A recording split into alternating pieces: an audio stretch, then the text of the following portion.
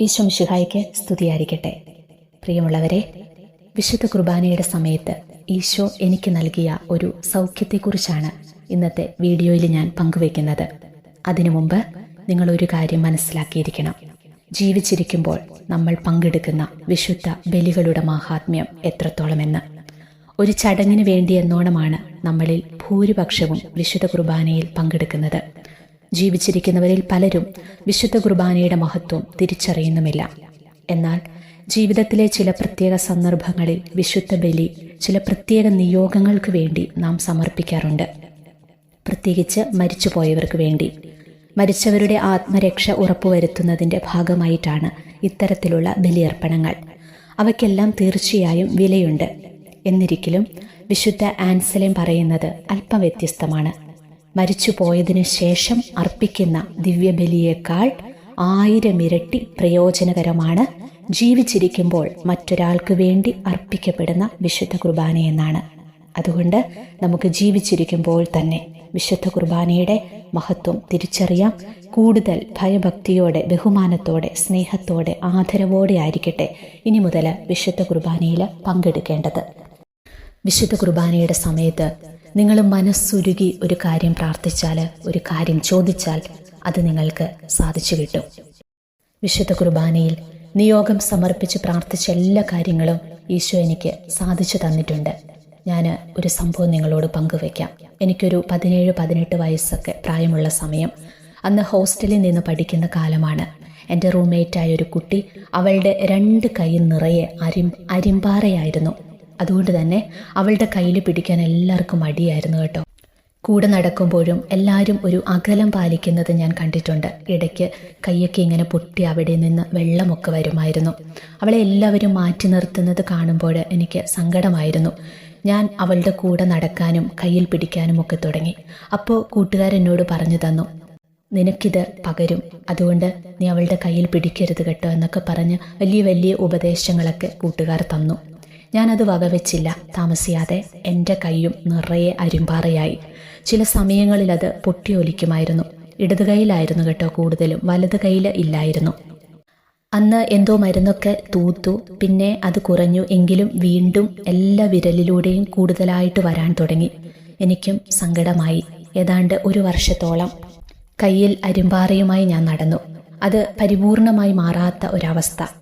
പഠിച്ചുകൊണ്ടിരുന്ന ആ കാലങ്ങളിൽ എന്ന് വിശുദ്ധ കുർബാനയിൽ പങ്കെടുക്കുമായിരുന്നു. ഒരു ദിവസം വിശുദ്ധ കുർബാന സ്വീകരണ സമയത്ത് കയ്യിലാണ് കുർബാന സ്വീകരിച്ചത്.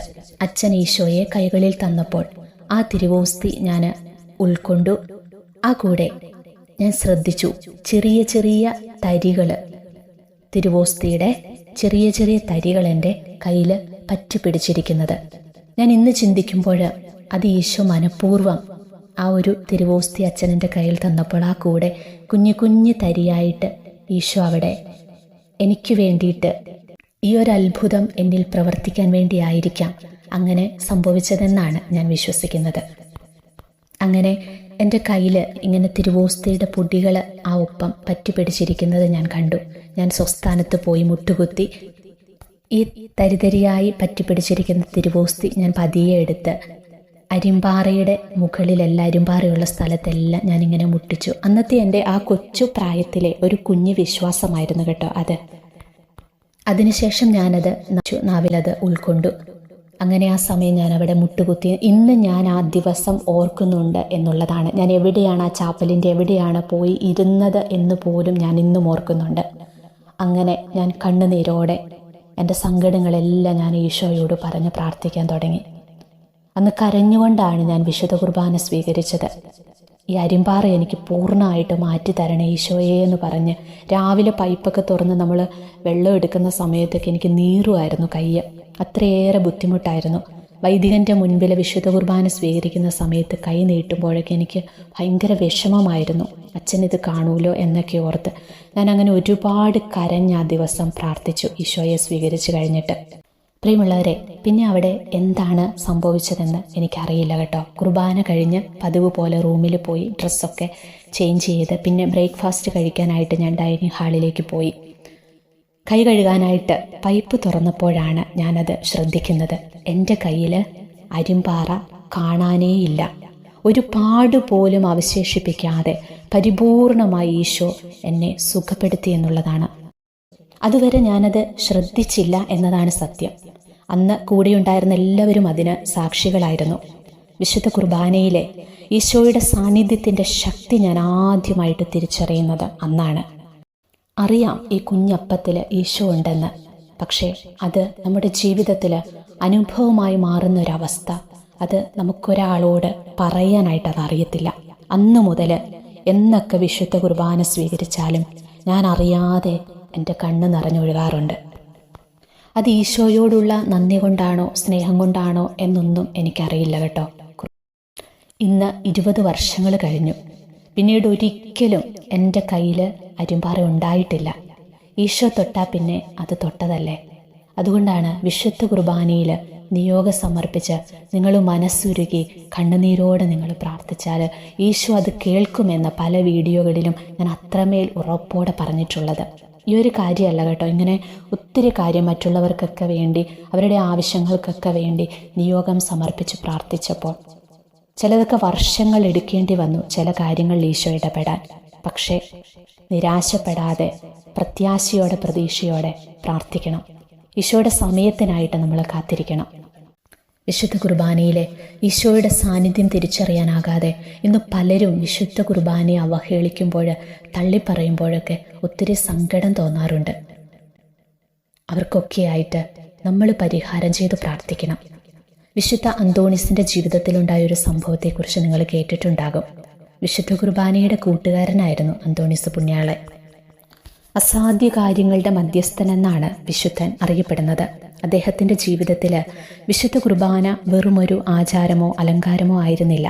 വിശുദ്ധ കുർബാന അദ്ദേഹത്തിന് ജീവിതം തന്നെയായിരുന്നു, ജീവിത മൂല്യമായിരുന്നു. പോർച്ചുഗലിൽ ലിസ്ബൺ എന്ന നഗരത്തിലെ ധനിക കുടുംബത്തിൻ്റെ ആഡംബരങ്ങളെല്ലാം ഉപേക്ഷിച്ച് വൈദികനായി സന്യാസിയായി ഈശോയെ കരങ്ങളിലും അധരങ്ങളിലും ജീവിതത്തിലും വഹിച്ചുകൊണ്ട് ജീവിച്ചു മരിക്കുന്നതുവരെ അദ്ദേഹത്തിൻ്റെ ശക്തി പ്രചോദനം വിശുദ്ധ കുർബാനയായിരുന്നു. അതുകൊണ്ടായിരിക്കണം വിശുദ്ധ കുർബാനയിൽ ദൈവ സാന്നിധ്യമില്ലെന്ന് വാദിച്ചൊരു യഹൂദൻ്റെ വെല്ലുവിളി ധൈര്യപൂർവ്വം അന്തോണീസ് ഏറ്റെടുത്തത്. നിങ്ങളിതൊരു പക്ഷേ കേട്ടിട്ടുണ്ടായിരിക്കും. വെല്ലുവിളി ഇങ്ങനെയാണ്: യഹൂദന് ഒരു കഴുതയുണ്ട്, അതിനെ 3 ദിവസം അദ്ദേഹം പട്ടിണിക്കിടും. 3-ാം ദിവസം കഴുതയ്ക്ക് ഏറ്റവും ഇഷ്ടപ്പെട്ട ഭക്ഷണം അതിന് കൊടുക്കും. ആ സമയം തന്നെ അന്തോണീസ് അച്ഛൻ തിരുവോസ്തിയുമായി കഴുതയുടെ മുൻപിലെത്തണം. കഴുത ഭക്ഷണം ഉപേക്ഷിച്ച് വിശുദ്ധ കുർബാനയെ വണങ്ങുകയാണെങ്കിൽ യഹൂദൻ വിശുദ്ധ കുർബാനയിലെ ദൈവ സാന്നിധ്യം വിശ്വസിക്കും. വെല്ലുവിളി സ്വീകരിച്ച അന്തോണീസ് അച്ഛൻ 3-ാം ദിവസം വിശന്ന് വലഞ്ഞിരിക്കുന്ന കഴുതയുടെ മുൻപിൽ തിരുവോസ്തിയുമായി നിന്നു. യഹൂദനാകട്ടെ ഭക്ഷണവുമായും. ആളുകളെല്ലാം ആകാംക്ഷയോടെ നോക്കി നിൽക്കുകയായിരുന്നു. അപ്പോൾ അതാ വിശന്നിരുന്ന ആ കഴുത ഭക്ഷണമൊന്ന് നോക്കുക പോലും ചെയ്യാതെ തല കുനിച്ച് വിശുദ്ധ കുർബാനയെ ആരാധിച്ചു. ഈ പ്രപഞ്ചം മുഴുവൻ വിശുദ്ധ കുർബാനയെ അറിയുന്നു എന്നത് എത്രയോ സത്യമാണല്ലേ. പലപ്പോഴും ഈ ഒരു സാന്നിധ്യം തിരിച്ചറിയാനാകാത്തത് നമുക്കൊക്കെയാണ്, മനുഷ്യരായ നമുക്ക്. അതുകൊണ്ട് പ്രിയമക്കളെ, വിശുദ്ധ കുർബാനയിലെ ഈശോയുടെ സാന്നിധ്യം തിരിച്ചറിഞ്ഞ് ഏറ്റവും ഭക്തിയോടെ അതിലേറെ സ്നേഹത്തോടെ ആയിരിക്കട്ടെ ഇനിയുള്ള നിങ്ങളുടെ ഓരോ ബലിയർപ്പണങ്ങളും. ഈശോ അനുഗ്രഹിക്കട്ടെ.